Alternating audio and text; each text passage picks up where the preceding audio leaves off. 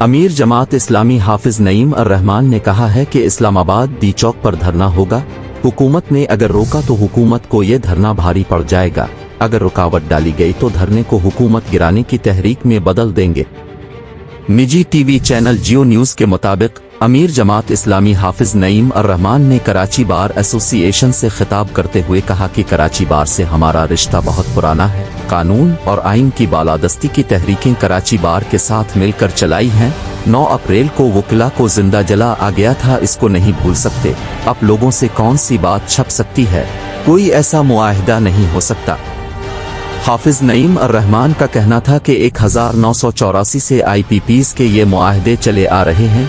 IPPs के धंधे से हजारों अरब रुपए खा लिए, हम इसके पैसे भी दे रहे हैं। जो बिजली अभी बनी भी नहीं होती, हम उन IPPs के मुआहदों को नहीं मानते। 25 साल के मुआहदे किए गए हैं। मैं नहीं समझ सकता इससे बाहर ना निकला जा सके। 2800 अरब रुपए उनको नहीं देंगे।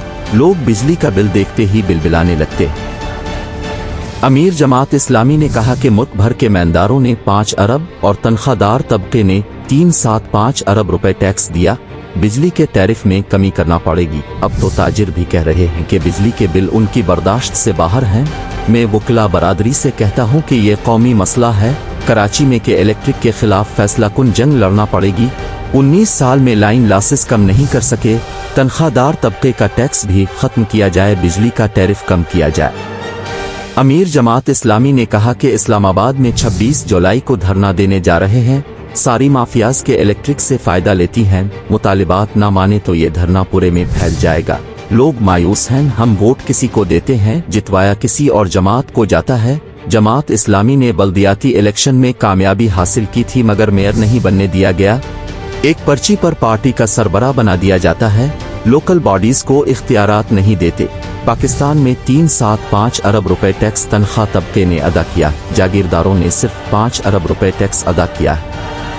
हाफिज नईम अर्रहमान ने कहा कि इस्लामाबाद डी चौक पर धरना होगा। हुकूमत ने अगर रोका तो हुकूमत को ये धरना भारी पड़ जाएगा।